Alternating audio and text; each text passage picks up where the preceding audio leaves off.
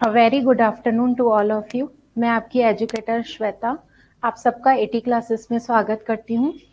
आज हम लोग प्रीवियस ईयर 2019 में आपके लेक्चरर एग्जाम में पूछे गए अकाउंटेंसी के क्वेश्चंस को कवर करेंगे। ऐसा मैं मान के चल रही हूँ कि आप लोगों ने सिलेबस देख लिया होगा और आपको क्वेश्चन पेपर का पैटर्न पता होगा कि आपके जो अकाउंटेंसी का जो सब्जेक्ट है उसमें आपके 35 क्वेश्चंस आते हैं। इसके बाद आपके बिजनेस जो है व्यावसायिक अध्ययन उसके 35 अंक के क्वेश्चन आएंगे, 35 क्वेश्चन होंगे। हर एक क्वेश्चन आपका 1 मार्क्स का रहेगा और आपकी नेगेटिव है 1/4 मार्क्स के। ठीक है, आपको ये विजिबल है, इसको थोड़ा बड़ा करके बता दे रहे हैं। ठीक है, तो क्वेश्चंस करने से पहले आपको एग्जाम का पैटर्न पता होना चाहिए, इसलिए हम पहले पैटर्न पे डिस्कस कर रहे हैं, फिर हम क्वेश्चंस पे आएंगे। तो आपके अकाउंटेंसी के जैसा मैंने आपको बताया 35 क्वेश्चंस रहेंगे एग्जाम में और अर्थशास्त्र के आपके 35 होंगे और व्यावसायिक अध्ययन के और अर्थशास्त्र के आपके 30 क्वेश्चंस रहेंगे। ये आपके अकाउंट मतलब कॉमर्स के सिलेबस को कवर करता है। इसके अलावा आपका ये जो सीडीपी के क्वेश्चंस हैं 30 मार्क्स के, जनरल हिंदी और जनरल इंग्लिश के 5-5 क्वेश्चंस आएंगे।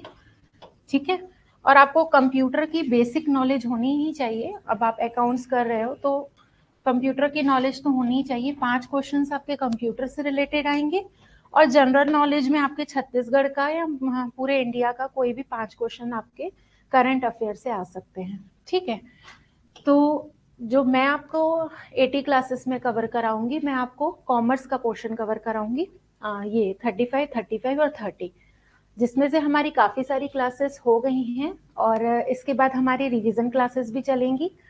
ठीक है, और आज की क्लास में जिन्होंने क्लासेस अटेंड की हुई हैं वो अपने आप को जज करिएगा कि आपके कितने क्वेश्चंस बन रहे हैं।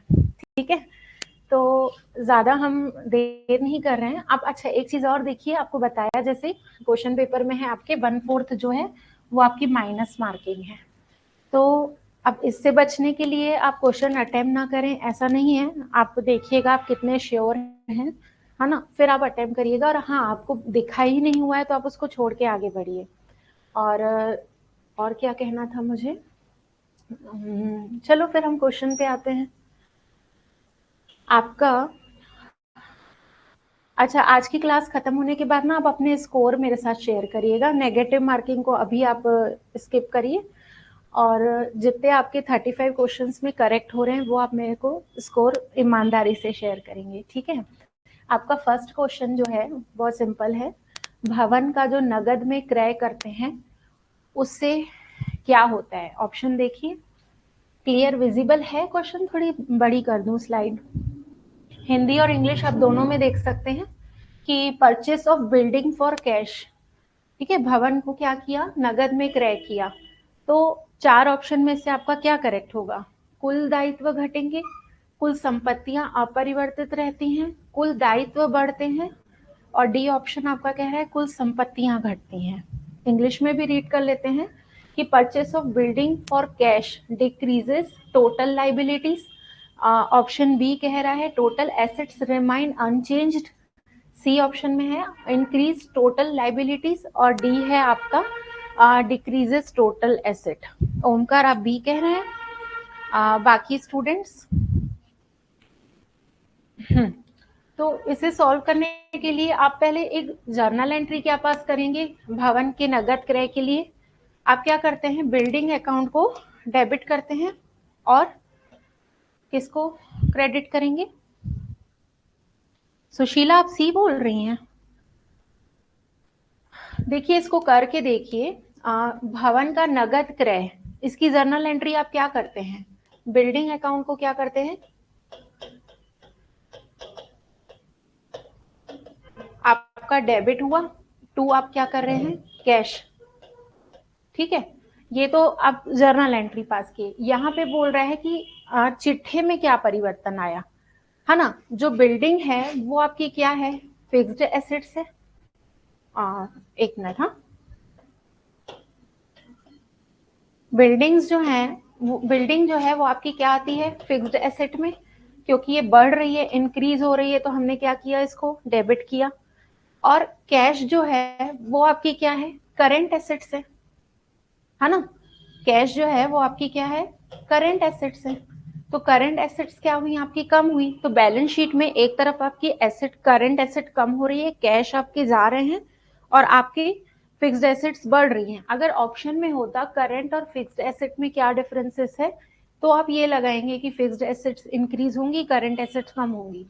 तो आप बैलेंस शीट में देखेंगे तो कुल संपत्तियां तो अपरिवर्तित हो रही हैं, क्योंकि बिल्डिंग जो आप जिस अमाउंट से खरीद रहे हैं, कैश भी आपका उसी अमाउंट से डिक्रीज हो रहा है। तो कुल मिलाकर आपका जो ये है बी ऑप्शन वो करेक्ट है, कि जब आप बैलेंस शीट में एसेट साइड में देखेंगे और दोनों जो है ये डेबिट साइड और क्रेडिट दोनों एसेट साइड को परिवर्तित कर रहा है, मतलब चेंजेस ला रहा है। तो जितने अमाउंट से इंक्रीज हो रहा है उतने ही अमाउंट से आपकी चीज जो है एसेट्स वो क्या हो रही हैं, डिक्रीज हो रही हैं। तो इसलिए कुल संपत्तियां जो है वो आपकी क्या होंगी, अपरिवर्तित होंगी। ओमकार आप सही थे, ठीक है। तो फिर हम आते हैं अपने अगले क्वेश्चन पे। ये है, बोल रहा है कि एक गैर व्यापारिक संस्था चिट्ठा बनाने से पूर्व क्या तैयार करती है। जो आपकी नॉन ट्रेडिंग जो इंस्टीट्यूट्स हैं, नॉन प्रॉफिट ऑर्गेनाइजेशंस जो हैं, वो आपका क्या प्रिपेयर करती हैं बैलेंस शीट बनाने से पहले। क्वेश्चन को ध्यान से पढ़िएगा, बिफोर बैलेंस शीट, ठीक है। तो क्या करती हैं, ट्रायल बैलेंस बनाती हैं, प्रॉफिट एंड लॉस अकाउंट बनाती हैं, प्राप्ति और भुगतान ये रिसिप्ट और पेमेंट अकाउंट बनता है उनका, या फिर आय व्यय खाता बनता है। बताइए क्या बन सकता है पहले। बन सकता है, मैम बनाते हैं।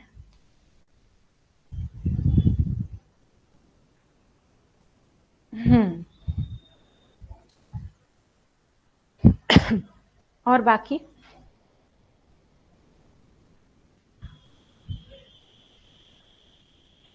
Excuse me.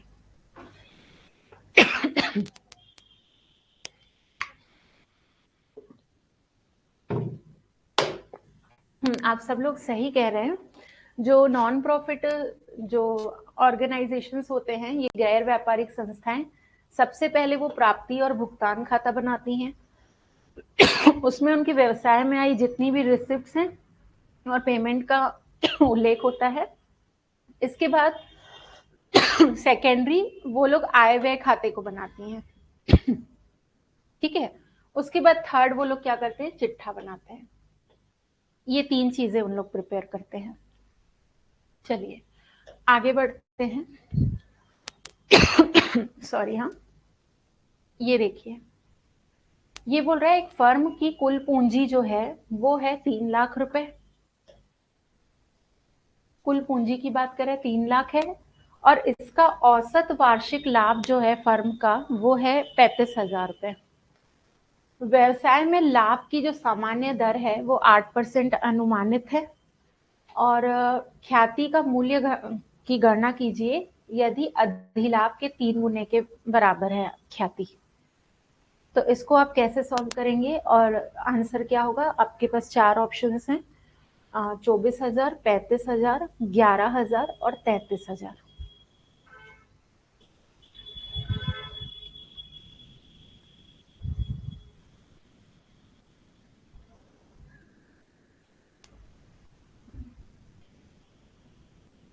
Very good. और बाकी सब।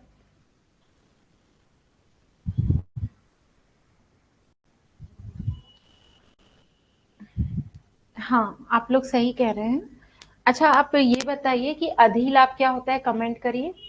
देखिए, क्वेश्चन इसका करेक्ट आंसर जो है वो 33,000 है। वो कैसे है वो हम देखते हैं। कि एक फर्म की कुल पूंजी आपके पास गिवन है 3 लाख रुपए, ठीक है। और इसका वार्षिक औसत वार्षिक लाभ जो है वो 35,000 है।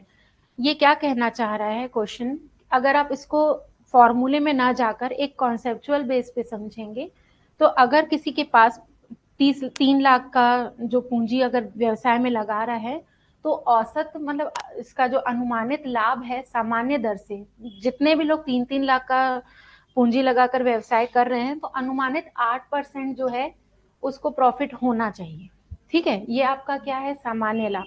भाई इतना होना ही चाहिए किसी भी व्यवसायी को, ठीक है। यदि वो 3 लाख की पूंजी लगा रहे, मतलब 8 दिया कितना आ रहा है आपका 24, 3 लाख में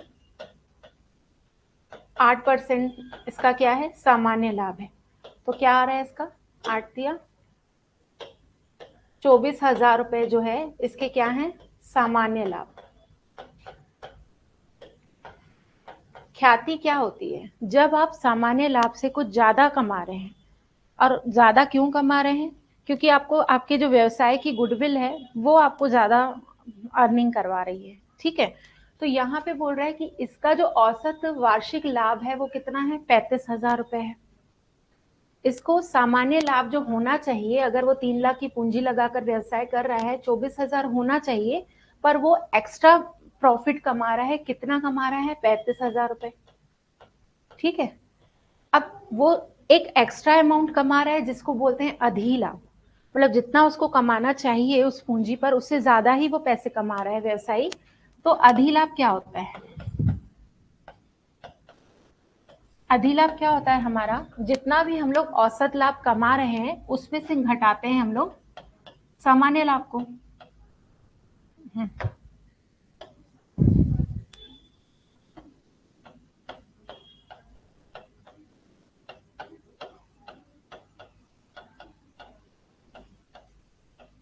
औसत लाभ कितना है, 35,000, और सामान्य लाभ कितना है आपका 24,000, यही आ रहा है ना।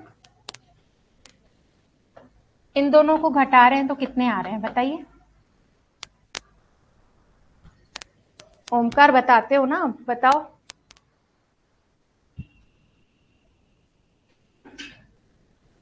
11,000।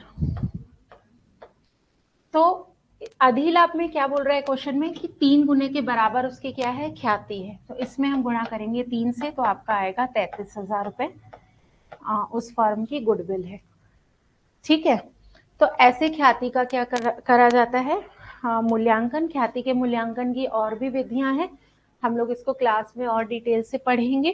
ठीक है। अभी आप, आई होप आपको समझ में आ गया होगा औसत लाभ और सामान्य लाभ क्या होता है। तो हम आगे बढ़ते हैं। इसका जो करेक्ट आंसर था वो डी था, 33,000। नेक्स्ट क्वेश्चन में आए। ये देखिए, ए और बी जो हैं वो पार्टनर्स हैं जो लाभ बांटते हैं 2:3 के अनुपात में। ठीक है। उन्होंने सी को एक साझेदार के रूप में प्रवेश दिया और वो उसका जो भाग होगा सी का वो 1/5 भाग के लिए आ रहा है। तो साझेदारी का नया अनुपात क्या होगा, न्यू रेशियो फाइंड करना है।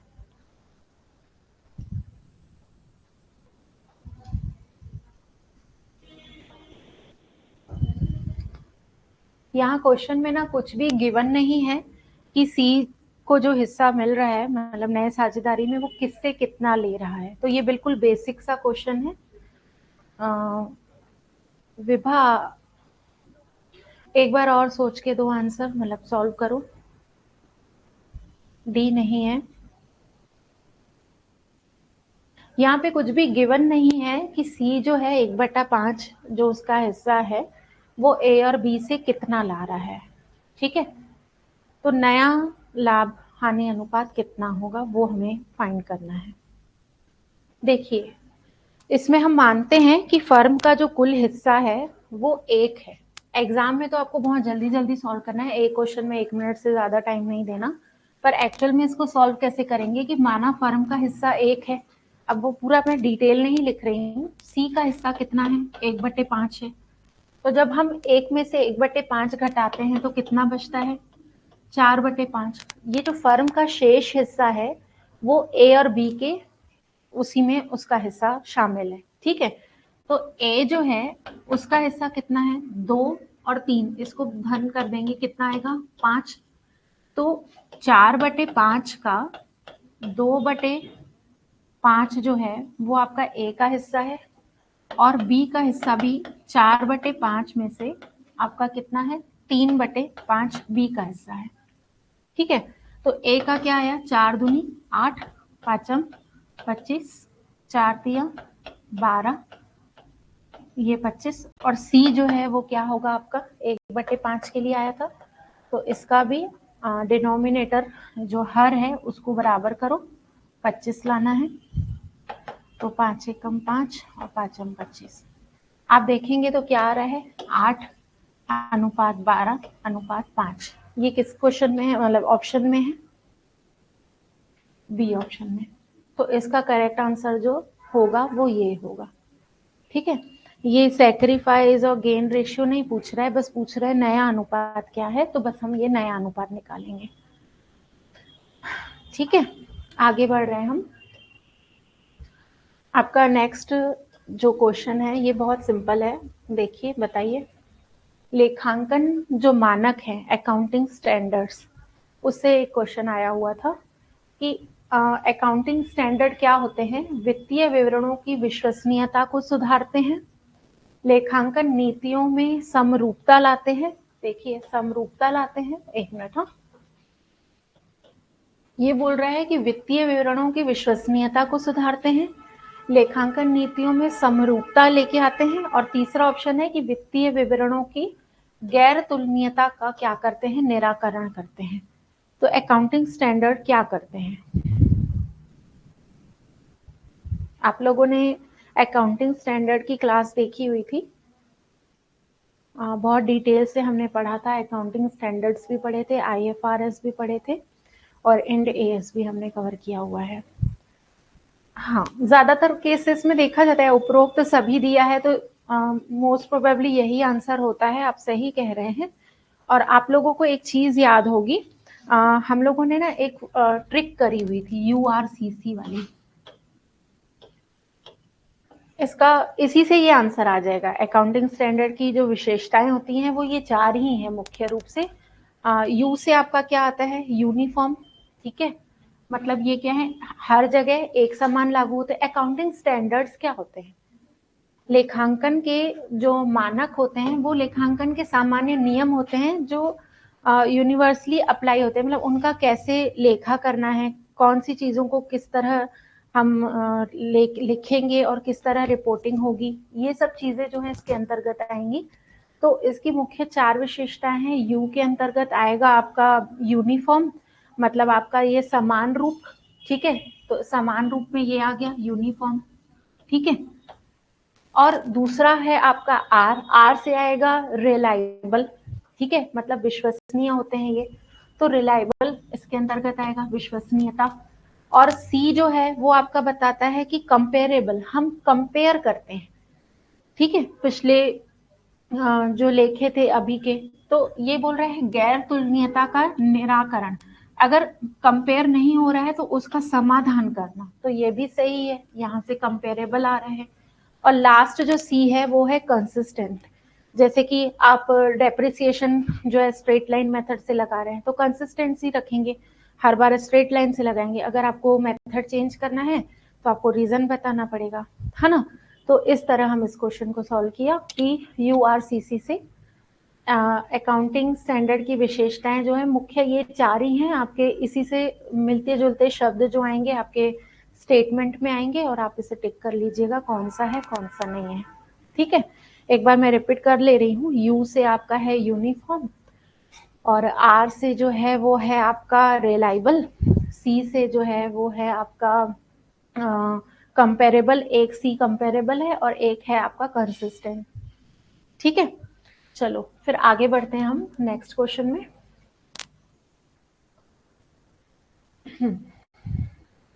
ये जो आय व्यय खाता है, इनकम एंड एक्सपेंडिचर अकाउंट, वो क्या शो करता है? हम क्लास को ना बहुत ज़्यादा डिटेल से पढ़ रहे हैं, क्यों? क्योंकि बाकी ऑप्शंस भी अगर हमारे माइंड में होंगे तो इससे रिलेटेड कोई क्या होता है, लास्ट ईयर का रिपीट होता है ना, आपने देखा होगा पिछले साल के क्वेश्चंस कई सारे रिपीट होते हैं थोड़ा फॉर्म चेंज करके, इसलिए हम थोड़ा इन डेप्थ देख रहे हैं, सिर्फ आंसर नहीं पढ़ रहे हैं, वो आंसर क्यों है वो हम जान रहे हैं।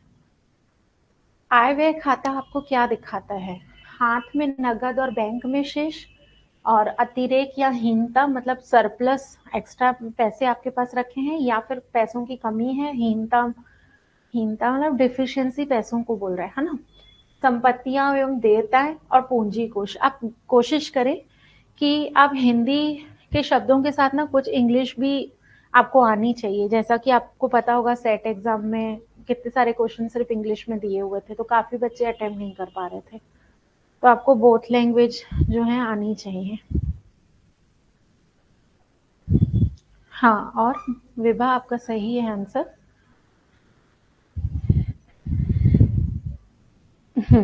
हाँ, आप सभी सही बोल रहे हैं, ऑफलाइन ऑनलाइन दोनों बच्चे बच्चे लर्नर।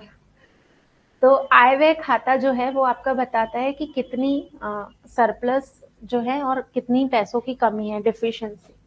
ठीक है, इसका करेक्ट आंसर जो है ये आय व्यय जो खाता है वो आपको कौन बनाता है? जो गैर लाभकारी संस्थाएं हैं वो आय व्यय खाते को क्या करती हैं? बनाती हैं। ठीक है, तो इसका करेक्ट आंसर ये है, अतिरेक और हीनता बताता है। ये दूसरे नंबर पे बनता है ना, ऐसा एक क्वेश्चन और रिपीट हुआ है गैर लाभकारी संस्थाओं का, कि चिट्ठे बनाने से पहले वो क्या बनाती हैं। चलिए, 7th क्वेश्चन का आंसर दीजिए। 3 खातों वाली जो रोकड़ बही है उसमें जो छूट का लेखांकन होता है वो कौन सी छूट को बताता है? ठीक है, व्यापारिक छूट है, नगद छूट है, मौसमी छूट, और ये सभी सीजनल डिस्काउंट, मतलब जैसे अभी ठंड के मौसम में स्वेटर वगैरह बिक रहे हैं ना, तो फिर आपको डिस्काउंट में दे रहे हैं, वो सीजनल डिस्काउंट है ना। ट्रेड डिस्काउंट और कैश डिस्काउंट आप लोगों ने क्लास में बहुत अच्छे से पढ़ा है, एक अलग से ही हमने क्लास ली थी इसकी। हम्म, तो 3 कॉलम वाली जो रोकड़, अच्छा रोकड़ बही को भी हमने एक पूरी क्लास में कवर कर रखा है। रोकड़ बही आपकी कितने प्रकार की होती है? एक तो सिंगल कॉलम वाली जिसमें हम सिर्फ कैश के बारे में बात करते हैं, ठीक है, रोकड़ का आना और जाना। और फिर हमने डबल कॉलम पढ़ा था जिसमें बैंक और रोकड़ 2 कॉलम होते थे, और 3 कॉलम वाली में बट्टे का भी उल्लेख होता था। तो आपको तो ये पता ही है, जैसा हमने क्लासेस में किया हुआ है, कि आपका जो ये व्यापारिक जो बट्टा है उसका तो हम लोग लेखा करते ही नहीं है ना। तो इसलिए इसका करेक्ट आंसर जो है वो नगद है, क्योंकि नगद छूट का ही क्या करते हैं हम लोग? पुस्तकों में दिखाते हैं। व्यापारिक छूट को हम पुस्तकों में नहीं दिखाते। और नगद छूट क्यों दी जाती है? जब हम कैश में पेमेंट, जल्दी पेमेंट के लिए हम सामने वाले को एक, समझो एक तरह से लुभावना ऑफर दे रहे हैं, कि सामने वाला कैश में अगर तुरंत इमीडिएट पेमेंट कर रहा है तो हम उसको एक्स्ट्रा कुछ डिस्काउंट कर रहे हैं। तो इसका करेक्ट आंसर जो है वो बी था। क्वेश्चन नंबर 8 पे आइए और देखिए, जब कोई साझेदार दिवालिया हो जाता है तो वसूली की हानि को साझेदारों के मध्य किस अनुपात में बांटा जाता है? When partners become insolvent, losses on realization is distributed among partners in following ratio. किस रेशियो में बांटा जाता है?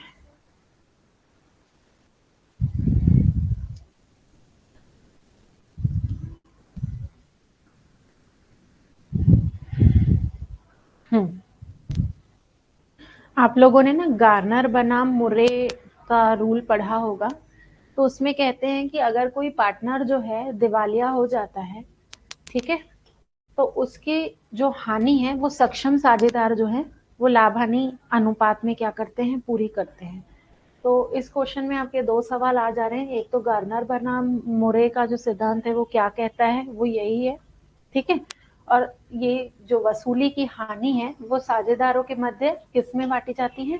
लाभ बंटन जो है आपका प्रॉफिट शेयरिंग रेशियो है उसमें बांटी जाती है। आप सब सही कह रहे हैं। 9th क्वेश्चन में देखिए, मुख्य जर्नल में रिकॉर्ड क्या किया जाता है? सभी व्यवहार, केवल उधार व्यवहार, केवल नगद व्यवहार, किसी भी सहायक पुस्तक में न लिखे जाने वाले व्यवहार।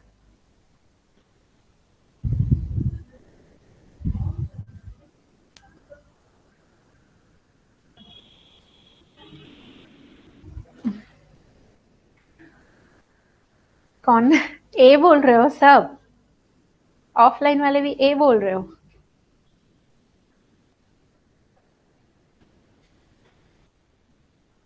महान लोगों, क्लास में पढ़े थे हम लोग जर्नल प्रॉपर क्या होता है। मुख्य जर्नल हम लोगों ने बहियां पढ़ी थी, रोकड़ बही जिसमें सिर्फ कैश का लेन देन होता है।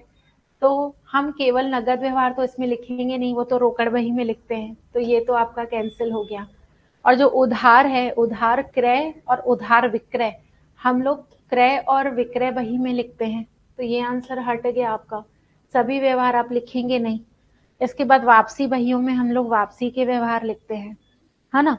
तो जो बचे हुए बाकी के व्यवहार होंगे जो किसी भी बही में नहीं आते हैं, वो लिखेंगे हम लोग मुख्य जर्नल में। अब उस वो कौन कौन से आएंगे, एक तो आपकी ओपनिंग एंट्रीज होंगी, दूसरा आपकी क्लोजिंग एंट्रीज होंगी, एडजस्टमेंट की एंट्रीज हम मुख्य जर्नल में लिखते हैं, रेक्टिफिकेशन की एंट्रीज हम लोग मुख्य जर्नल में लिखते हैं। ठीक है, इसे कहीं नोट कर लीजिएगा कि कौन कौन सी एंट्री जो है वो मुख्य जर्नल में लिखते हैं। तो आपका ये नगद वाले जो भी बोल रहे हैं बहुत गलत बोल रहे हैं, वो सिर्फ रोकड़ बही में लिखते हैं नगद का लेखा। चलो, तो इसका करेक्ट आंसर डी था। इसमें आइए, 10th क्वेश्चन बोल रहा है शुद्ध संपत्ति का आशय क्या है। यहाँ बोल रहे हैं नेट एसेट की क्या वैल्यू है, कुल संपत्ति में से आंतरिक दायित्व माइनस करके, कुल संपत्तियां में से पूंजी और देयताएं जोड़ के माइनस करेंगे, कुल संपत्तियां माइनस स्वामी की समता, और कुल संपत्तियां माइनस लेनदार की समता।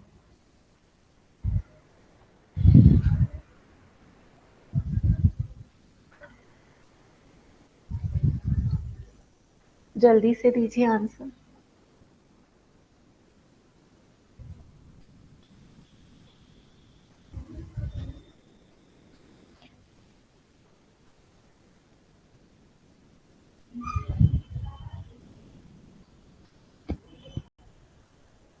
क्वेश्चन को ध्यान से पढ़ो विभा, फिर दोनों।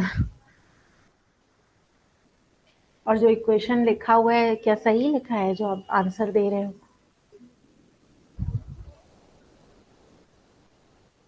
ऐसे ही हम लोग फंसते हैं एग्जाम में, जब हम बहुत अच्छे से क्वेश्चन को रीड नहीं करते। यहाँ बोल रहा है शुद्ध संपत्ति की बात कर रहा है, ठीक है।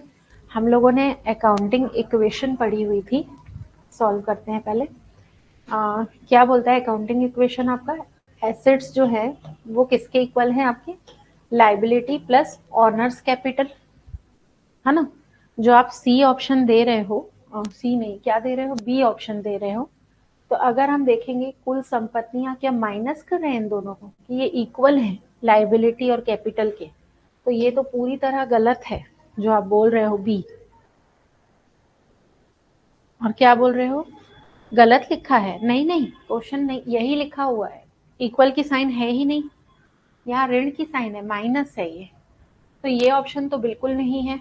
ठीक है, और अगर हम इस पे जाएंगे कुल संपत्ति माइनस स्वामियों की समता, तो एसेट में यहाँ चलो शिफ्ट करते हैं, ऑनर्स कैपिटल को अगर हम माइनस करते हैं तो ये किसके इक्वल आ रहा है आपका, लाइबिलिटी के इक्वल आ रहा है। हमको पूछ रहा है क्या, शुद्ध संपत्तियां, तो ये भी आपका इनकरेक्ट है। ठीक है, इसमें आ रहे हैं कुल संपत्तियां माइनस लेनदारों की समता, तो इसमें सिर्फ लेनदारों के दायित्वों को खत्म करने की बात हो रही है, सभी दायित्वों को खत्म करने की बात नहीं कर रहे हैं, तो ये भी आपका इनकरेक्ट होगा।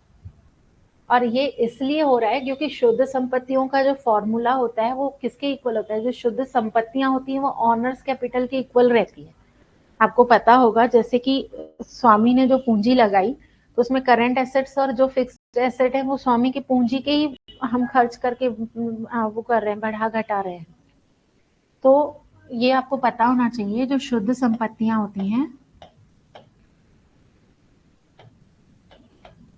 वो इक्वल होती है स्वामी की पूंजी के। अब यहाँ ऐसा तो कोई ऑप्शन दिया हुआ नहीं है, ठीक है। तो स्वामी की पूंजी में से जितनी भी कुल उसकी संपत्तियां हैं उसमें से हम लोग सभी दायित्वों को घटा देंगे तो वो आएंगी शुद्ध संपत्ति। ठीक है, तो ये आपका करेक्ट आंसर है। और जितने भी आंतरिक दायित्व हैं, मतलब कौन कौन से दायित्व हो सकते हैं आपके, आउटस्टैंडिंग जितने एक्सपेंसेस हैं और क्रेडिटर्स को, बिल्स पेबल्स को जो भुगतान कर रहे हैं, वो सब घटाने के बाद जो बची रहेंगी शुद्ध कुल संपत्तियां, वो आपकी शुद्ध संपत्ति बताएगी, जितने भी आपने दायित्व घटा दिए। ठीक है, तो आगे से ये क्वेश्चन आप गलत नहीं करेंगे, है ना। ये बहुत अच्छा क्वेश्चन है, आप कहीं पे नोट भी कर लीजिए। 10 क्वेश्चंस हो गए हमारे, 35 हैं। कैसा लग रहा है आप लोगों को क्लास में आज? क्योंकि हम प्रीवियस ईयर कर रहे हैं। अभी तक हम लोग क्लास के बाद उसी सब्जेक्ट के क्या करते थे, जो भी टॉपिक चलता था उसके एमसीक्यू करते थे। तो इससे आपको एग्जाम का पैटर्न पता पड़ रहा होगा, और काफी सारे तो आपसे बन भी रहे हैं, आप खुद देख रहे हैं, है ना। तो अब नेक्स्ट क्वेश्चन में आते हैं। नगद कटौती दी जाती है 11th, इसका आंसर दीजिए। जो कैश डिस्काउंट है, डिस्काउंट अलाउड की बात कर रहा है, वो किस पे दिया जाता है। डिस्काउंट अलाउड खर्चा होता है कि इनकम होती है। अब बताइए इसका आंसर। नगद विक्रय पर, कुल विक्रय पर, उधार और नगद विक्रय पर, और उपरोक्त सभी पर।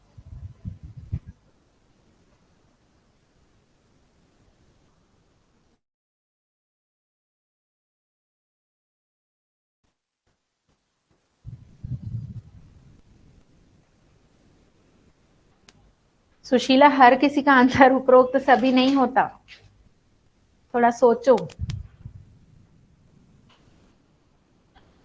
टोटल जो सेल होती है उस पर तो हम ट्रेड डिस्काउंट देते हैं ना। उपरोक्त सभी हर बार नहीं होता। नगद कटौती की बात कर रहा है, तो हम कब देते हैं, जब हम लोग कैश मतलब सेल को कैश में कन्वर्ट करना चाहते हैं। जैसे हमारे जो उधारी है वो ज्यादा ना रहे, हमको पहले ही पैसे मिल जाए, तो उसके लिए हम प्रमोट करते हैं नगद डिस्काउंट देके, ताकि सामने वाला जो है थोड़ी सी एक लालच तरह उसके अंतर्गत आएगी, अंदर आएगी, तो वो जल्दी हमको पे कर देगा। तो ये नगद विक्रय पर ही जो नगद कटौती है वो दी जाती है। और एक चीज और होती है, जब आपने पहले से कोई सेल की हुई हो और उसका आपको पैसा वापस जल्दी पाना है, उसको क्या बोलते हैं, क्रेडिट रिस्क को कम करना। तो उधारी में जो पैसे गए, बेचे गए जो माल है, उसमें पैसे को डूबने से बचाने के लिए भी हम क्या करते हैं, कैश डिस्काउंट देते हैं, ताकि सामने वाला पेमेंट कर ले इमीडिएट। ठीक है, तो इसका करेक्ट आंसर जो है वो ए है। 12th वाले पे आइए। 12th क्वेश्चन बोल रहा है कि ब्याज को संपत्ति खाते में विकलित किया जाता है। ये बहुत अच्छा क्वेश्चन है, मैं ही बता देती हूँ, चलो आप एक बार ट्राई करो, इसका आंसर आ रहा है आपको। Interest is debited to asset account in, ऐसे टाइप के क्वेश्चन आप लोगों को किसी से थोड़ा सा पीछे करते हैं। बाकी बहुत सारे क्वेश्चन बहुत सिंपल होते हैं, 2-3 क्वेश्चन के कारण कोई लोग हमसे आगे चले जाते हैं, ये वो उस टाइप का क्वेश्चन है।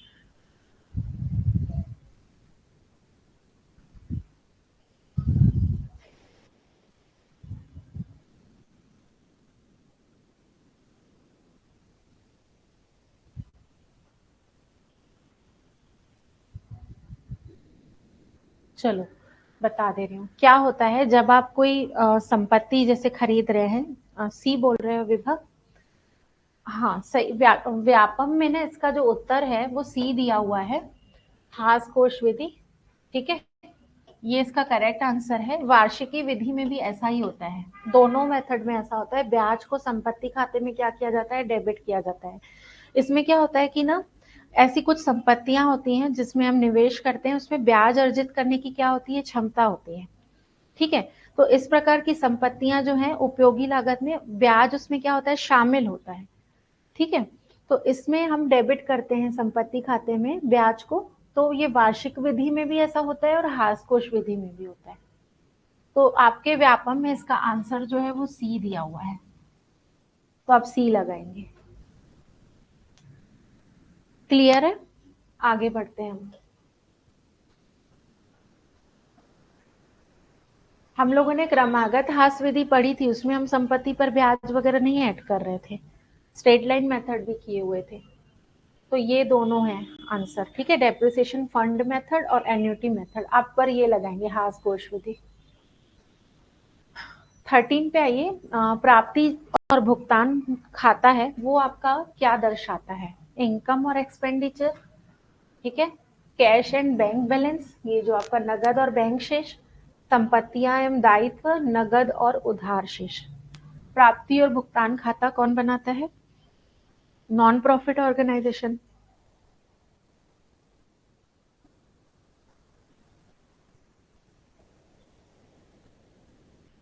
ओमकार बी को क्यों नहीं दिया है? वो अब व्यापम कई बार ना अपने हिसाब से आंसर, एक क्वेश्चन और आएगा उसमें व्यापम का आंसर कुछ और है, हम कुछ और लगाएंगे। फिर ऐसे क्वेश्चंस पे आपके पास ऑप्शन रहता है, आप क्लेम करो, पर उसका जो है ना, दोनों मेथड में हम संपत्ति में ब्याज खाते को, ब्याज को डेबिट करते हैं। इसका आंसर क्या होना चाहिए? प्राप्ति और भुगतान का जो खाता है वो आपको क्या दर्शाता है? इतना टाइम लगा और नेटवर्क से थोड़ी ना देख के बता रहे हो।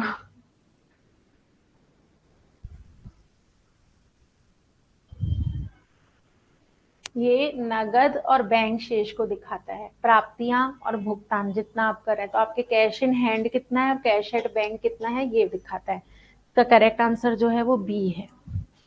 ठीक है, 13 का। और संपत्तियां और दायित्व तो आपका क्या बताता है? चिट्ठा बताता है। और आय व्यय खाते का तो हमने अभी पीछे पढ़ा था कि डिफिशिएंसी और वो क्या बोलना चाहिए, एक वर्ड क्या पढ़ा हमने, सरप्लस, वो बताता है। तो इसका करेक्ट आंसर जो है वो नगद और बैंक शेष, ये तो हमने अभी पढ़ा ना पीछे, इससे रिलेटेड क्वेश्चन आप देखना। इस बार ये वाले जो क्वेश्चन पेपर है में ना, आपके 3 क्वेश्चन ऐसे हो गए नॉन प्रॉफिट जो ऑर्गेनाइजेशन है उनके। इस पे आइए, ये तो सबको पता होगा कि निम्नलिखित में से कौन सा एप्लीकेशन सॉफ्टवेयर नहीं है। गौर करना, क्वेश्चन में बोलता है नहीं है। दो प्रकार के सॉफ्टवेयर होते हैं, सिस्टम सॉफ्टवेयर और एप्लीकेशन सॉफ्टवेयर, आप लोगों को पता होगा, है ना? तो इसका आंसर क्या होना चाहिए? एक tally, word processing software, presentation software और कंपाइलर।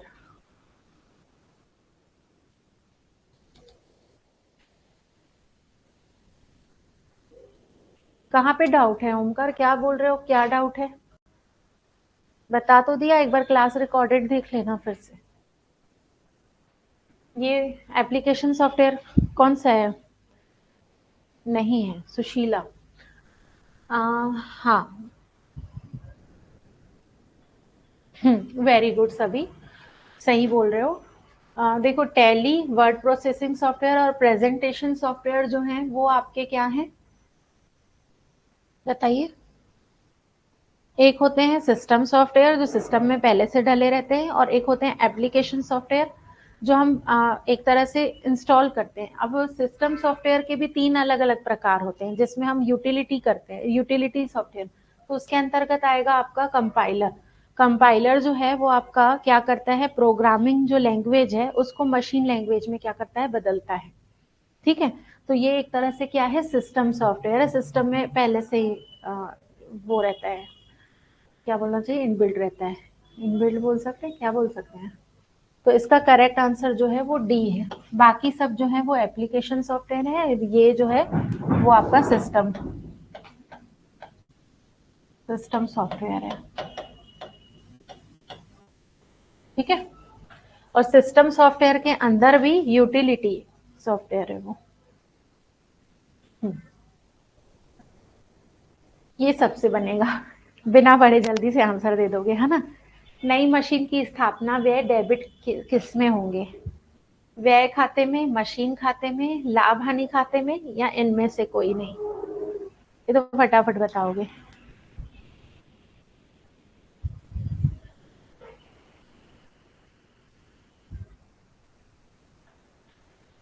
इसका करेक्ट आंसर है, सब सही बोल रहे हैं। ये हम किस में करते हैं, मशीन। अब इसको क्या ही एक्सप्लेन करूं, सबको पता है कि मशीन जब इंस्टॉल करते हैं, मतलब खरीद के आते हैं और इंस्टॉल करने तक के जितने भी आपके खर्च होंगे वो मशीन के खाते में क्या होते हैं, ऐड होते हैं। तो इसका करेक्ट आंसर जो है वो बी है। नेक्स्ट है, ए बी सी पार्टनर्स हैं, 4:3:2 इनका रेशियो है प्रॉफिट शेयरिंग का। लाभ का जो विभाजन करते हुए ये डी को भविष्य के लाभ में 1/3 हिस्से के लिए क्या करते हैं, साझेदार बनाते हैं। ए और बी का हिस्सा जो है 4:3:2 है। डी का जो हिस्सा है 1/3 है। त्याग अनुपात की क्या करें, गणना करें।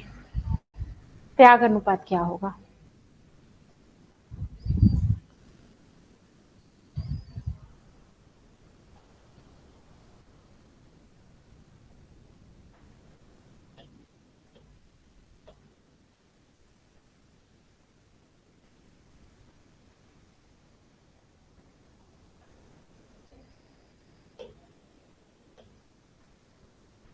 ये ना एक फॉर्मूला है समझो, या ट्रिक है आपकी।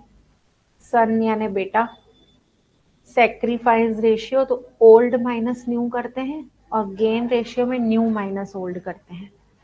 ठीक है, तो अगर इसको याद करके करना है तो ठीक है, पर मैं इस क्वेश्चन को बता दे रही हूँ। इसमें कोई भी कैलकुलेशन करने की जरूरत नहीं है। आप लोगों को बैठ के जो कॉपी लेके चालू कर दिए ना बनाना, जब हमारे पास कुछ भी नहीं दिया हुआ हो कि डी जो है वो किस हिस्से से, मतलब ए बी और सी से शेयर ले रहा है, तो जो हमारा ओल्ड प्रॉफिट शेयरिंग रेशियो होता है वही आपका सेक्रीफाइस रेशियो होता है। तो इसका करेक्ट आंसर जो है वो 4:3:2 है। जब हमारे पास कुछ भी गिवन नहीं है तो बैठ के आप सॉल्व मत करिए, जो पुराना रेशियो वही आपका त्याग अनुपात है। और वैसे अगर आपको त्याग अनुपात निकालना होगा तो आप लोगों ने नया अनुपात बनाना सीखा था। अभी स्टार्टिंग में एक क्वेश्चन हमने किया था, माना फर्म का हिस्सा 1 है, फिर उसमें से हम लोगों ने नए पार्टनर के हिस्से को माइनस किया, फिर शेष हिस्सा जो बचा उसमें से बाकी के 3 पार्टनर्स को निकाल लिया, तो वो आपका नया रेशियो आएगा। नए में से हम पुराना माइनस करते हैं, तो इसको ओल्ड माइनस न्यू करके करते हैं। ठीक है, ओल्ड माइनस न्यू, ये आपका आएगा त्याग अनुपात। पुराने रेशियो में से नया रेशियो माइनस करते हैं। तो वो सब करने की जरूरत इसलिए नहीं है इस क्वेश्चन में, क्योंकि और कुछ भी नहीं दिया हुआ है आपका कि डी जो है अपना हिस्सा किससे कितना ले रहा है। तो बस सीधा सीधा आपका आंसर आएगा बी, 4:3:2। और निकाल के बैठना है तो फिर आप आराम से घर पे निकालिएगा। ठीक है, हम आगे बढ़ते हैं। ये है आपका बहुत अच्छा क्वेश्चन है ये भी। बोनस अंशों के मूल्यांकन में बोनस अंशों की संख्या सम्मिलित होती है समता अंशों की संख्या में, पूर्वाधिकार अंशों की संख्या में, समता और पूर्वाधिकार दोनों अंशों की संख्या में, और इनमें से कोई नहीं। आपके अनुसार क्या होना चाहिए इसका आंसर?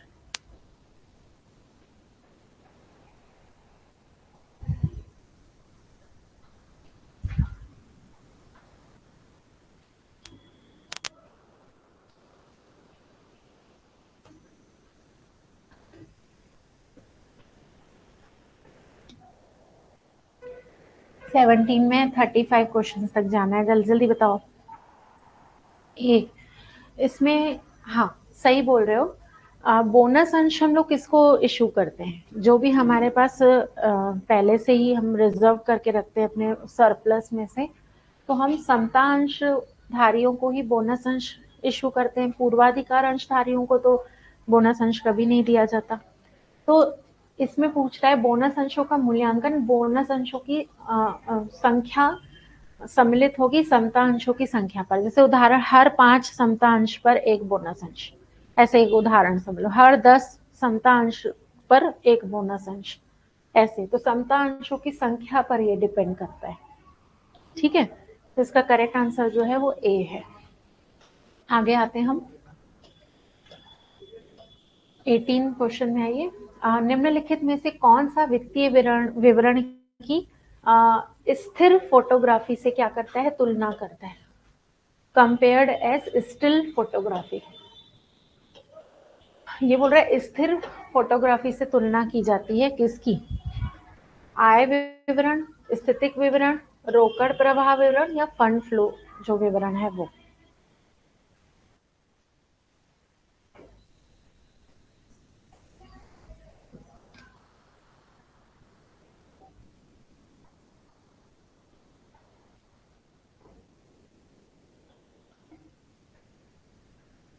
नहीं बता दो, गलत बता दो, कुछ तो बताओ। इसका करेक्ट आंसर जो है वो है आपका बैलेंस स्टेटमेंट, मतलब बैलेंस शीट। वो आपको क्या बताएगा? किसी एक निश्चित अवधि में एक तिथि, जैसे 31 मार्च को बैलेंस शीट बनाए, तो वो आपको बताएगा। स्थिर फोटोग्राफी हम पढ़ते हैं बैलेंस शीट को, पर बाकी चीजों को अगर हम देखें, रोकड़ प्रवाह विवरण आपका साल भर कैश इनफ्लो आउटफ्लो बताएगा, फंड फ्लो भी ऐसे ही, आय विवरण भी इनकम एक्सपेंसेस वगैरह को बताएगा। तो ये सब जो है ना वो मोशन फोटोग्राफी बोल सकते हैं इनको। पर स्टिल फोटोग्राफी की बात करें तो भी आपका चिट्ठा बताता है, बैलेंस स्टेटमेंट। ठीक है, तो इसका करेक्ट आंसर जो है वो बी है। आगे बढ़ते हैं हम लोग 19 पे। यदि पूर्वाधिकार अंशों पर लाभांश घोषित किया जा चुका है और किंतु भुगतान नहीं किया गया है, आप क्वेश्चन को वापस से रिपीट करिए। मैं कर रही हूँ, अब सुनिए कि पूर्वाधिकार अंशों पर जो लाभांश देना था वो घोषित तो हो गया है पर उनको दिया नहीं है, अभी हमने भुगतान नहीं हुआ है। तो हम जब समापन पर लाभांश भुगतान करते हैं तो क्या करेंगे? लाभांश की बकाया राशि के रूप में देंगे या फिर ऋण ऋण के रूप में हम उनको भुगतान करेंगे या पूर्वाधिकारी देनदार के रूप में? क्या होना चाहिए या फिर कोई भी नहीं? ये भी बहुत अच्छा क्वेश्चन है आपका। हाँ, वेरी गुड। और बाकी सब? सब सही है। पूर्वाधिकार अंशों पर जब लाभांश हम समापन करते हैं तो सबसे पहले किसको देंगे? पूर्वाधिकार अंशधारियों को ही। तो वो देनदार और ऋण के रूप में तो नहीं होगा, उनकी बकाया अब हमको देना है उनको, तो इसलिए लाभांश की बकाया राशि के रूप में हम क्या करेंगे? उनको लाभांश देंगे जो घोषित है पहले से ही। नेक्स्ट आइए। ये बोल रहे हैं, ये बहुत सिंपल सा क्वेश्चन है, आप बना लेंगे। कल्पिता को किया गया नगद विक्रय डेबिट किया जाएगा किसमें? रोकड़ खाते में, विक्रय खाते में, आहरण खाते में या कल्पिता के खाते में? सबसे पहले जर्नल एंट्री पास करो। कल्पिता को कैश क्या किया? नगद विक्रय किया। जर्नल एंट्री करो, फिर जो दो खाते प्रभावित हो रहे हैं वो खाते देखो। अब ये बोल रहे हैं डेबिट क्या किया जाएगा, बताओ। बता तो दिया प्रोसेस, कैसे करोगे?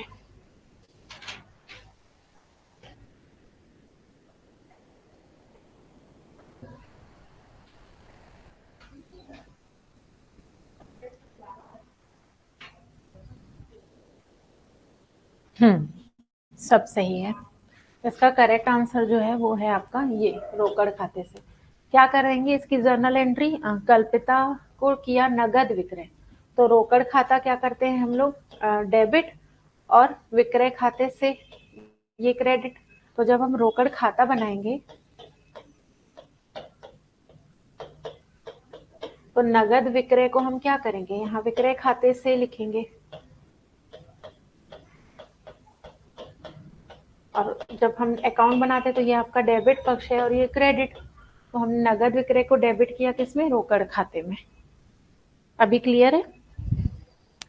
ये देखिए, ये रोकड़ खाता है, ये विक्रय खाते से हमने डेबिट कर रखा है। बहुत सिंपल था ये वाला। नेक्स्ट पे आइए।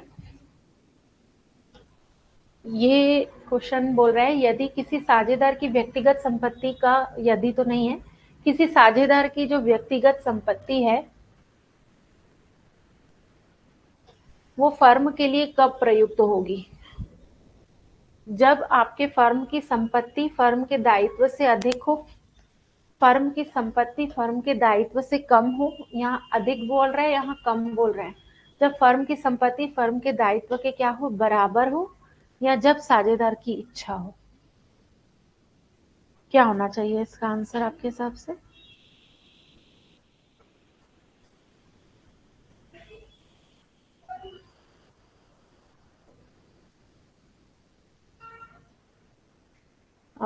क्वेश्चन को एक बार रीड करें कि बोल रहा है किसी साझेदार की व्यक्तिगत संपत्ति का जो आधिक्य है वो फर्म के लिए कब यूजफुल होगा? हाँ, अब आ गया ना आंसर। पार्टनर की जो पर्सनल एसेट है वो ज्यादा है तो वो फर्म के लिए कब यूजफुल होगी? तो देखो, ऐसा कहते हैं साझेदारी संलेख में कि अगर किसी साझेदार मतलब फर्म में कोई भी हानि हो रही है तो साझेदारों का दायित्व क्या होता है? असीमित होता है। तो उनकी संपत्ति से फिर हानि को क्या किया जाता है? पूरा किया जाता है। तो जब फर्म की संपत्तियां जो है दायित्व से कम होंगी, मतलब इतने दायित्व हैं फर्म के, ये दायित्व ज्यादा है, तो दायित्व इतने हैं कि उनकी संपत्तियों से भी हानि कवर नहीं हो रही है, तो साझेदार अपने पैसे लेके आएंगे। ठीक है, तो इसलिए फर्म की संपत्तियां कम होंगी दायित्व से। तो इसका करेक्ट आंसर ये, तभी वो काम की होंगी उनके लिए। क्लियर है? आगे बढ़ते हैं, क्योंकि दायित्व जो है साझेदारों का क्या होता है? असीमित होता है। 22 में कह रहा है इन खातों में से कौन सा नाम शेष दिखाता है? आप सब कर लेंगे। डेबिट शेष किसका किसका है?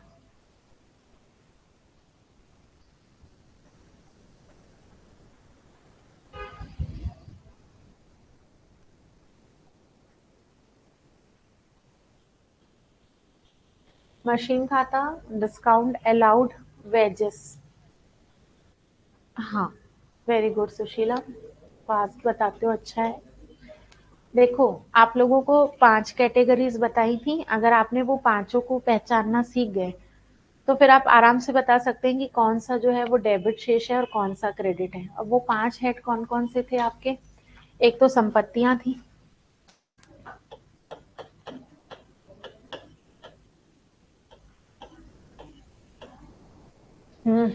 एसेट लिख दूं क्या?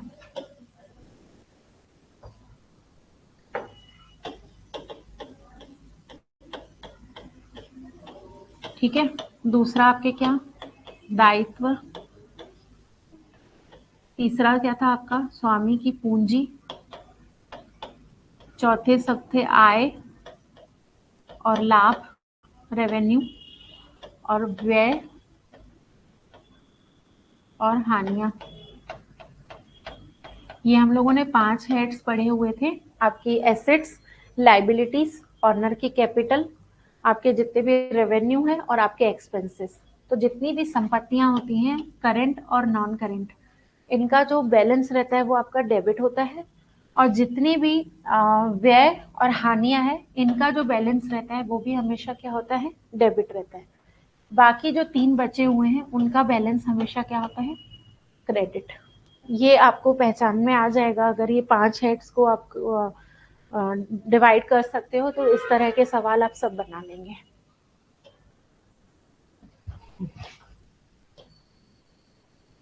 ये क्वेश्चन है सॉल्व करने के लिए आया हुआ था। ए और बी जो है वो पार्टनर हैं, ठीक है। उनकी पूंजी दी हुई है, ए की पूंजी दी हुई है 26,000 रुपए और बी की पूंजी दी हुई है 22,000 रुपए। और वो फर्म के लाभ के लिए 1/4 भाग में सी को साझेदार बनाते हैं और जो सी है वो अपने हिस्से की पूंजी लेके आता है 26,000 रुपए। तो हमको फर्म की ख्याति का मूल्यांकन करना है। इस तरह के क्वेश्चंस ना और भी स्टेट में आए हैं, तो ये बहुत इंपॉर्टेंट क्वेश्चन है। आपको ये बनता है, बनाइए, नहीं तो मैं बना के दिखा रही हूँ।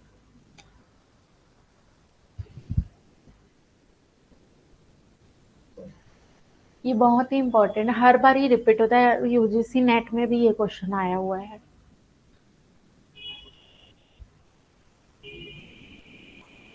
बोलना चाहिए मोस्ट रिपीटिंग क्वेश्चन। सॉल्व करवा रही हूँ मैं। करेंगे ट्राई तो मैं वेट करूँ। आप बता दीजिए, चलो ठीक है। देखिए ये ना, इसमें हिडन समझ लो, एक तरह से गुडविल दी है। ए और बी और सी, तीन तीन लोग हैं, ठीक है। एक मिनट, आ गया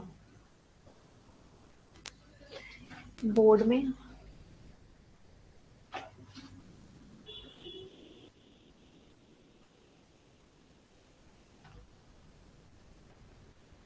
कैसे लिखूं, वो हट गया है, वेट करिए।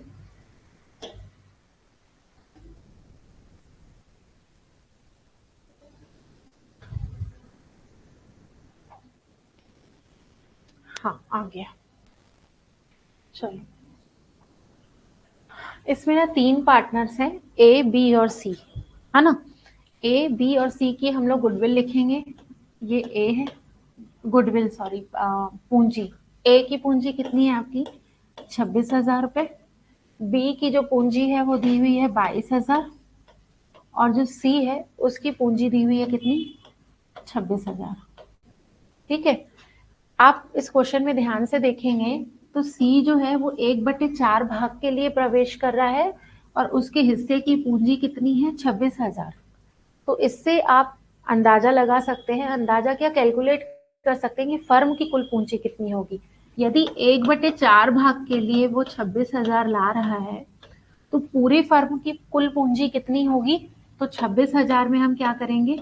गुणा करेंगे 4 का। तो ये होगी आपकी फर्म की कुल पूंजी। तो गुणा करेंगे तो क्या आ रहा है आप बताइए। 6 चौक आपका हुआ 24, 2 कैरी किया, 4 दूनी 8 और ये 9 10, 1,04,000 रुपए जो है ये कुल पूंजी है।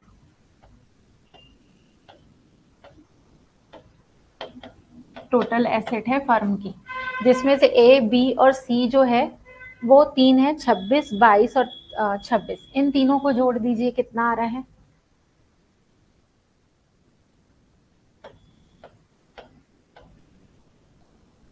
2 2 6 2 7, कितना आ रहा है 74,000।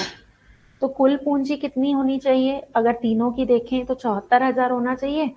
पर अगर ऐसे देखें फर्म की तो कितनी आ रही है 1,04,000। मतलब फर्म के पास एक ख्याति है। तो हम कुल पूंजी जो हमारी ये वाली आई गुणा करने के बाद और असल में जो ये टोटल इनकी कैपिटल आ रही है उसको घटा देंगे। कितना आ रहा है 74,000। तो आपका आंसर आएगा इसमें 30,000 जो है वो इसमें गुडविल शामिल है फर्म की। तो गुडविल जो है इसकी ये है 30,000 रुपए। एक बार मैं रिपीट कर रही हूँ कि कोई भी साझेदार अगर इस तरीके के क्वेश्चन आपको सॉल्व करने हैं तो 1/4 भाग के लिए आ रहा है 26,000। तो फर्म की कुल पूंजी आप निकाल लेंगे 26 गुणित 4, तो आपका आया 1,04,000। ठीक है। अब साझेदारों की अलग अलग पूंजी कितनी है, एक ए की 26,000 है, बी की 22, सी की 26। तो इन तीनों को जोड़ रहे हैं तो कुल पूंजी आ रही है आपकी 74। तो कुल मतलब आप देख रहे हैं तो ये जो बाकी डिफरेंस आ रहा है वही आपकी क्या है गुडविल है फर्म की। तो बस घटा देंगे तो 30,000 आ जाएगा। क्लियर है सुशीला, आप सबको क्लियर है। तो इसका जो करेक्ट आंसर है वो आपका सी है 30,000। इस तरह के और क्वेश्चंस आप बनाइएगा, अच्छे हैं बहुत, मतलब ये आते हैं क्वेश्चन इस तरह के, बस नंबर चेंज कर देते हैं, बहुत टफ नहीं होते, बहुत आसान होते हैं दिखने में, इस लगेगा कुछ बड़ा सा दे दिया है। इसका आंसर बताइए कि ट्रायल बैलेंस अगर आपका मैच नहीं होता है तब आप मतलब जो लेखापाल है वो कौन सा खाता खोलता है। देखो क्वेश्चन मैंने पढ़ा नहीं, आंसर आ गया। हाँ, सही बोल रहे हो। इसका आंसर जो है वो सस्पेंस अकाउंट है। देखिए ट्रायल बैलेंस में ना अशुद्धियां 2 प्रकार की होती हैं, हम लोगों ने हालांकि क्लास में बहुत अच्छे से डिस्कस किया है। ऐसी अशुद्धियां जो जिसके होने पर भी तलपट आपका क्या हो जाता है मैच हो जाता है, तो वो ना क्या बोलना चाहिए द्विपक्षीय अशुद्धियां होती हैं, जिसमें ना उसका तलपट पर कोई प्रभाव नहीं होता है, आपका तलपट जो है वो टैली हो जाता है। तो उसमें हम सस्पेंस अकाउंट नहीं बनाते। पर जब हम जो तलपट को हम देखते हैं तो उसका टोटल में डिफरेंस आता है। इसका आशय है कि हमने एक पक्षीय अशुद्धि की हुई है, तो उसको पूरा करने के लिए जो लेखापाल होते हैं वो थोड़े समय के लिए सस्पेंस अकाउंट क्रिएट करते हैं। इसलिए थोड़ा समय इसलिए बोला मैंने क्योंकि ये एक टेम्पररी अकाउंट रहता है। अकाउंट्स में हम लोगों ने इसके बारे में कभी पढ़ा ही नहीं था, है ना। जो पर्सनल रियल और नॉमिनल अकाउंट पढ़े थे वहां तो हमने सस्पेंस अकाउंट पढ़ा ही नहीं था। तो ये टेम्पररी अकाउंट रहता है और ये जो है जैसे जैसे हमको अशुद्धियां पता चलते जाती हैं तो इसको हम फिर खत्म करते चलते हैं। और कई बार जब हमको सारी अशुद्धियां मिल जाती हैं तो ये अकाउंट भी क्लोज हो जाता है। ठीक है। तो इसका करेक्ट आंसर जो है वो सस्पेंस अकाउंट है। इसका ना अलग अलग नाम है, हम लोगों ने क्या पढ़ा था उच्चंत खाता, यहाँ दिया हुआ है संदिग्ध खाता। तो अगर आप इंग्लिश में एक याद कर लेंगे ना सस्पेंस अकाउंट तो फिर आपको हिंदी में कुछ भी आ जाए आपको दिक्कत नहीं होगी। और भी एक नाम था हिंदी में। ये बहुत अच्छा क्वेश्चन है 25। देखिए बोल रहा है कि विच वाउचर, अच्छा हिंदी में पहले पढ़ लेती हूँ कि एक बैंक से अन्य बैंक में जब राशि हस्तांतरित करते हैं तो किस प्रकार के वाउचर का उपयोग किया जाता है। विच voucher type is used to transfer amount from one bank to another।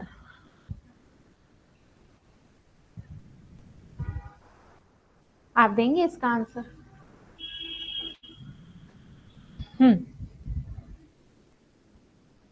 Reason बता पाओगे सुशीला। आंसर करेक्ट है, रीजन क्या है।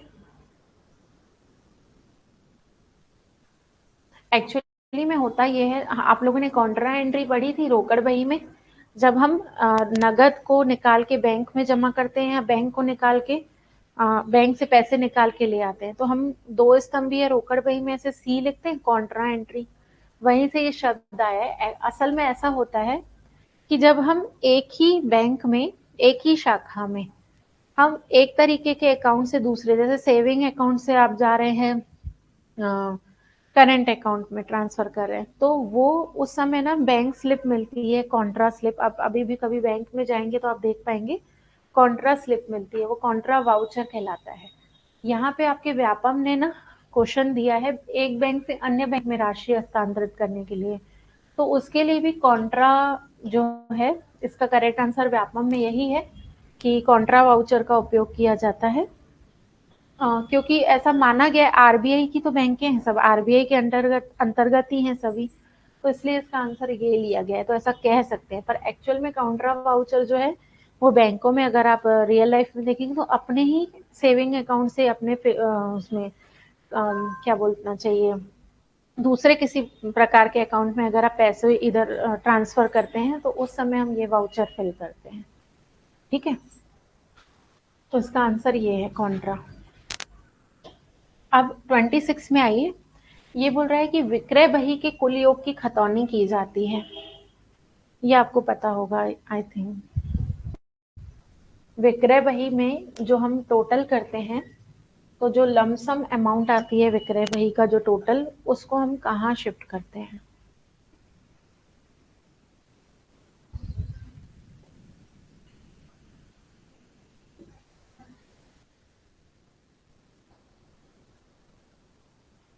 नहीं बनता है तो छुप जाते हो सब। बताओ ना। हाँ, तो विक्रय खाता क्या होता है आपका? देनदार में क्यों करेंगे? कौन बोला देनदार?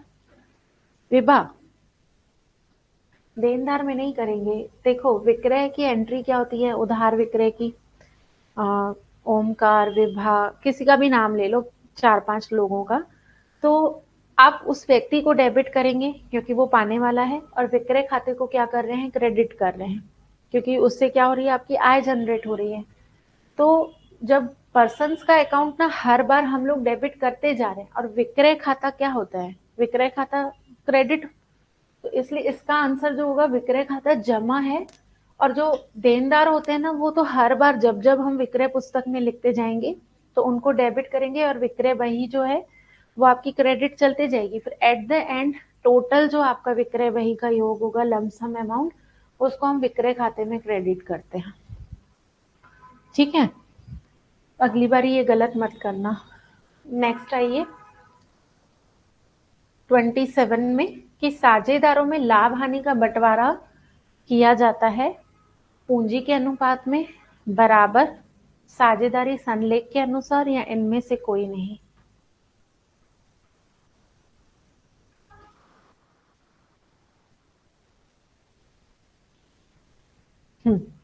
और संलेख ना दिया हो तो?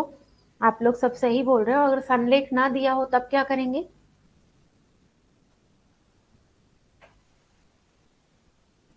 तब पूंजी अनुपात में नहीं, बराबर बांटते हैं। ठीक है, तो साझेदारी अगर संलेख दिया हुआ है तो जब भी प्रॉफिट शेयरिंग जो होगी, डिस्ट्रीब्यूशन, वो आपका संलेख के अनुसार होगा, संलेख की उपस्थिति में फिर बराबर बांटते हैं, पूंजी अनुपात में बांटते हैं। कमेंट करना। इसका आंसर क्या होगा? 28 क्वेश्चन में आइए, कि राम ने 1 मार्च 2019 को शाम को 500 रुपए का माल बेचा, वह अपनी पुस्तकों में लेखा करना क्या गया, भूल गया। तो फिर त्रुटि यह कौन से प्रकार की है? हम लोगों ने तलपट में, अभी हम बता भी रहे थे, तलपट जो है उसमें दो प्रकार की त्रुटियां होती हैं। एक होती है एक पक्षीय त्रुटि, उससे आपका तलपट टैली नहीं होता, इसके लिए हम सस्पेंस अकाउंट बनाते हैं। और जो द्विपक्षीय होती है, उसको हम लोग ठीक कर सकते हैं साधारण, जो आपकी इन्वर्स करके जर्नल एंट्री को, जो आपने गलत किया हुआ है पोस्ट, और उसके बाद सही एंट्री पास करके। तो इसमें ये वाली जो उस प्रकार, फिर हम लोगों ने बहुत सारे प्रकार पढ़े, 5 मुख्य प्रकार पढ़े थे। तो यहाँ पे एक प्रकार दिया हुआ है कि राम ने 1 मार्च को लिखना ही भूल गया है। देखो, क्वेश्चन में ही आंसर दिया हुआ है कि ये बुक में भूल गया है, फॉरगट। तो फिर ये होगा आपका ओमिशन। जब आप कोई चीज छोड़ देते हैं तो error of omission. Partial omission जो था वो आपने पढ़ा था एक पक्षीय अशुद्धि के समय। गणित संबंधी जो अशुद्धि होती है उसमें आप लेखा जो है राशि को गड़बड़ कर देते हैं। जैसे आपको 230 लिखना था, आपने 320 लिख दिया हो, वो गणित संबंधी अशुद्धि हुई। और सैद्धांतिक अशुद्धि अभी अगला क्वेश्चन दिया हुआ है, तो उस पे मैं बताऊंगी सैद्धांतिक अशुद्धि क्या है। क्या बोल रहे थे? नहीं मैम, इक्वल रेशियो में बढ़ता है। हाँ, जब साझेदारी संलेख नहीं होता तो बराबर बांटते हैं, पूंजी के अनुपात में नहीं बांटते। चलो 29 बताओ। निम्न अशुद्धियों में से कौन सी तलपट द्वारा प्रकट नहीं होती?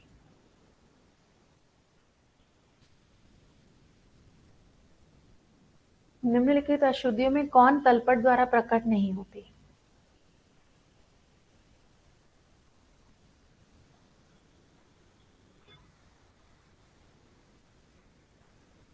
ए लिख रहे हो? क्वेश्चन पढ़ो ध्यान से। कौन सी तलपट द्वारा प्रकट नहीं होती? तलपट आपका टैली हो जाता है। क्षतिपूरक अशुद्धि क्या होती है? एक अशुद्धि का जो प्रभाव है दूसरी अशुद्धि को खत्म कर देता है। उदाहरण ले लो, किसी के खाते को आपने ज्यादा अमाउंट से डेबिट किया, ऐसे ही किसी और के खाते को कम अमाउंट से, तो फिर आपकी क्षतिपूर्ति हो जाएगी। वहां पे तलपट आपका टैली हो जाएगा, चाहे देनदार को लो या लेनदार को। सैद्धांतिक अशुद्धियां जो होती हैं, एरर ऑफ प्रिंसिपल, वो आपको बताती है जैसे आपने फर्नीचर को खरीदा और फिर आपने उसको लिख दिया, जो व्यय लगे सब फर्नीचर को सेट करने में, आपने उसको अलग से व्यय खाते में लिख दिया। या फिर आपने मकान मालिक को किराए का भुगतान किया तो किराया खाता डेबिट होना चाहिए, आपने मकान मालिक के खाते को डेबिट कर दिया। तो ये जो है वो आपकी सैद्धांतिक अशुद्धियां हैं, तो उसमें भी आपका तलपट जो है उसमें थोड़ी ना पता पड़ेगा, टैली हो जाएगा। और लेखे संबंधी, अब आप लिखना ही भूल गए तो भी आपका तलपट, एंट्री ही नहीं पास की हो, तो दो पक्षीय अशुद्धियां हैं। तो इसका करेक्ट आंसर डी है। जो ए और बी बोल रहे हैं वो पूरा गलत कर रहे हैं। ये तीनों ही जो हैं वो अशुद्धियां हैं जिससे आपका तलपट जो है वो टैली नहीं होता। नेक्स्ट आइए, लेखांकन सूचनाओं के उपयोगकर्ताओं में कौन कौन शामिल हैं? कौन कौन लेखांकन सूचनाओं को उपयोग करते हैं? कर्मचारी, विनियोजक, सरकार, उपरोक्त सभी। ये विनियोजक मतलब इन्वेस्टर्स।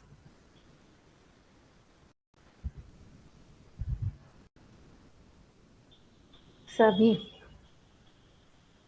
ठीक है, आप लोग सब सही कह रहे हैं। जो अकाउंटिंग इंफॉर्मेशन होती है ना, वो जो अंदर के लोग रहते हैं ना वो भी यूज करते हैं, बाहर के भी लोग। तो आंतरिक लोगों में आपके कर्मचारी आ जाएंगे और बाहर में आएंगे आपके विनियोजक और सरकार। विनियोजक क्यों करते हैं? ताकि वो देख पाए हमारी कंपनी की स्थिति क्या है, फिर वो इन्वेस्टमेंट करेंगे, है ना। तो इसका आंसर जो है वो डी है, हाँ सभी। 31 क्वेश्चन में आइए। ये कह रहा है आपका कि पुनर्मूल्यांकन पर जो हुए लाभ अथवा हानि है उसको अंतरित किया जाता है किसमें? जो रिवैल्यूएशन ट्रांसफर करते हैं, रिवैल्यूएशन में प्रॉफिट और लॉस, चाहे पुनर्मूल्यांकन पर लाभ हुआ हो या हानि, तो नए साझेदार के पूंजी खाते में, जो रिटायर हो रहा है उसके में, पुराने साझेदार के पूंजी खाते में, या लाभ हानि खाते में।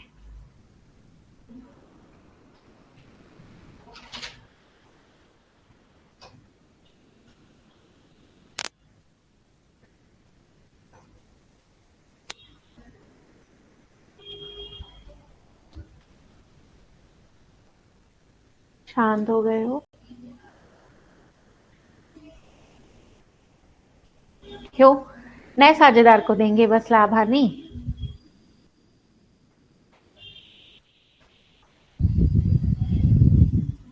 पुनर्मूल्यांकन कब करते हैं? जब हम संपत्तियों का एक तरह से निपटान करते हैं, जब पुरान मतलब सब खत्म करके हम रिवैल्यूएशन करते हैं फर्म का, तो हम पुराने जितने भी साझेदार हैं उनको पूंजी खाते में क्या करते हैं, लाभ हानि को अंतरित किया जाता है। सिर्फ निकल रहा है उसको थोड़ी देंगे, या नए साझेदार को सिर्फ थोड़ी देंगे, पुराने साझेदार के पूंजी खाते में डालते हैं। ठीक है,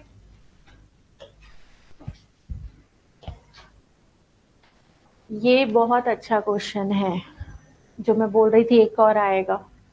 ये है क्वेश्चन, ध्यान से पढ़ना, इसको मैं ही बताऊंगी, आप लोगों को पता है तो बताना। चलो, बैंक से लिए गए जो ऋण है उसके लिए ऋण पत्रों का सहायक प्रतिभूति के रूप में निर्गमित किए जाने पर किस खाते को क्या किया जाता है, डेबिट किया जाता है।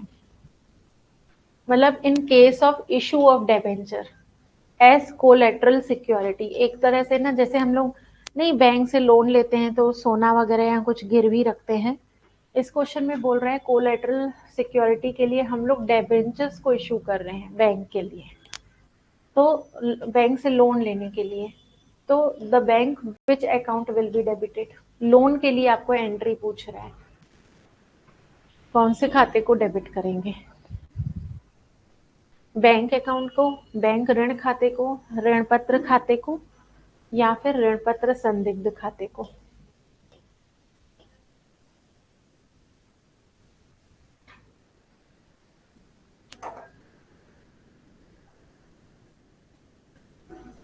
सी, ऋण पत्र खाते को।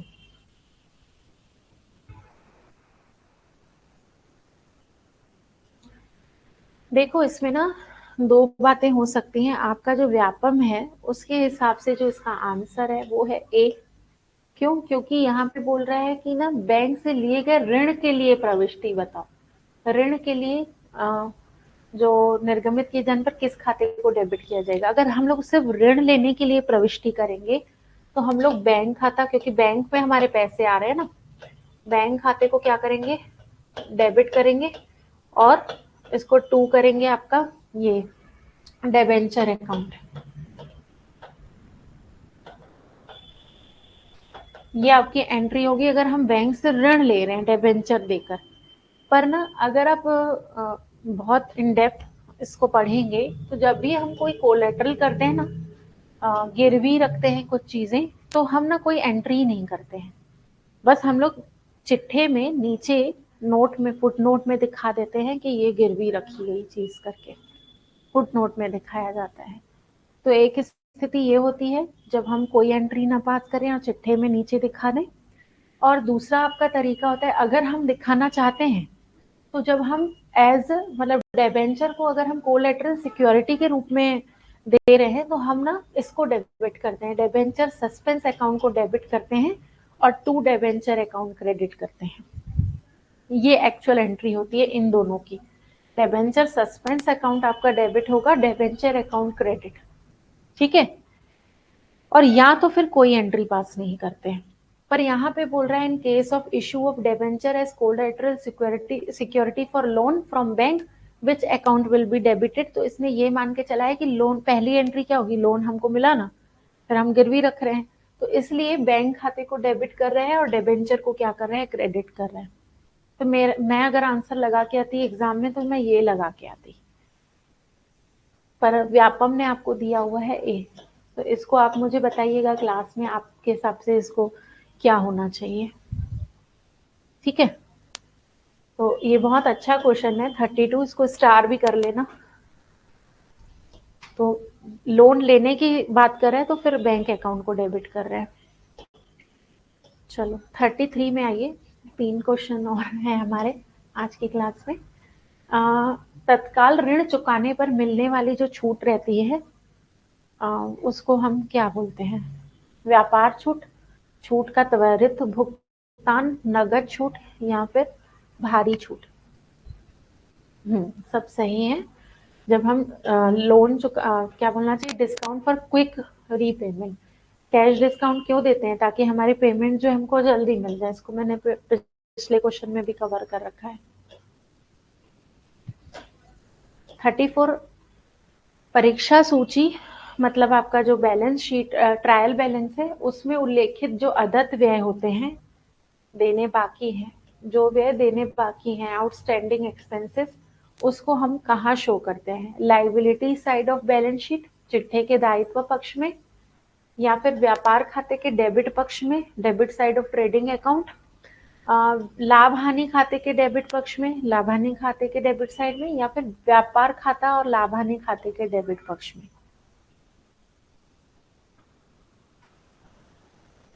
34 का आंसर दें।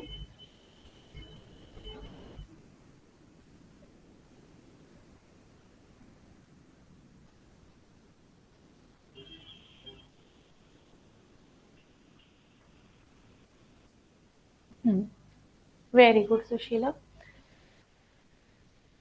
जब हम देखते हैं आउटस्टैंडिंग एक्सपेंसेस को, जो ट्रायल बैलेंस में शो होते हैं, उसको हम लोग चिट्ठे के दायित्व पक्ष में लिखते हैं, क्योंकि वो हमको अभी देने बाकी हैं, वो हमारे दायित्व हैं, तो इसको चिट्ठे में दिखाया जाता है।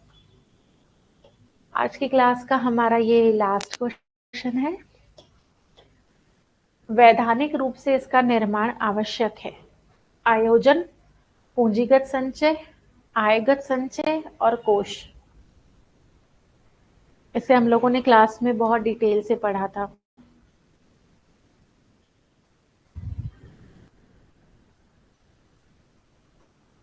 इंग्लिश में पढ़ूंगी तो आंसर दे दूंगी, मैं इसलिए नहीं पढ़ रही हूँ।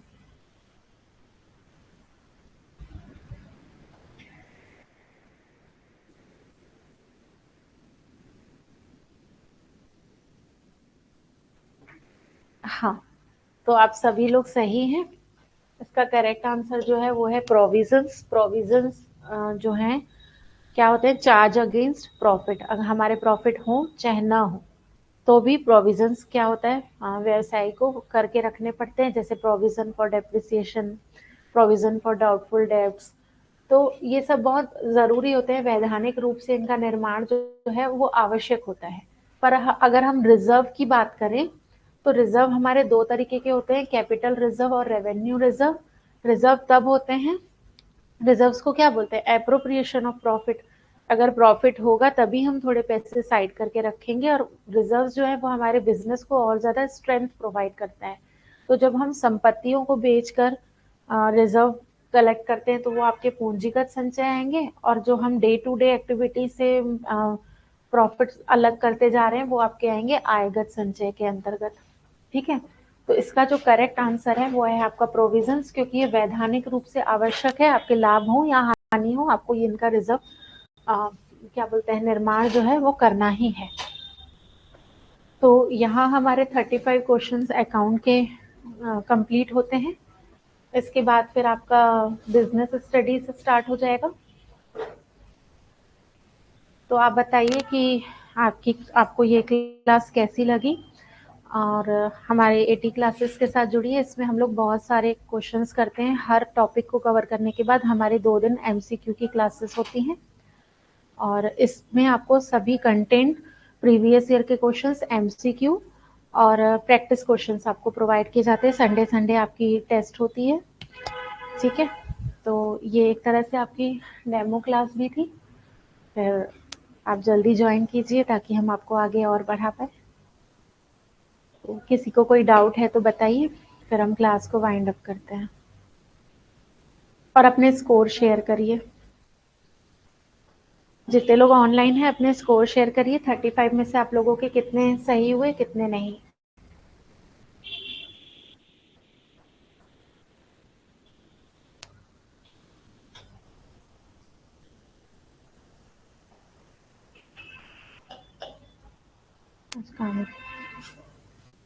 पीडीएफ चाहिए?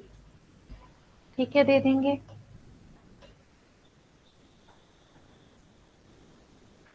चलिए ठीक है, फिर क्लास वाइंड अप करते हैं। Thank you. 29 आए? अच्छा, 29। Omkar,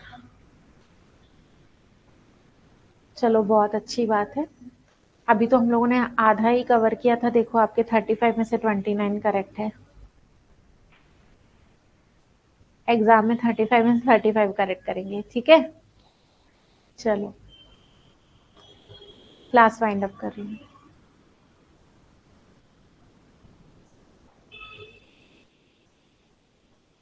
thank you. हाँ हाँ, सबको थैंक यू।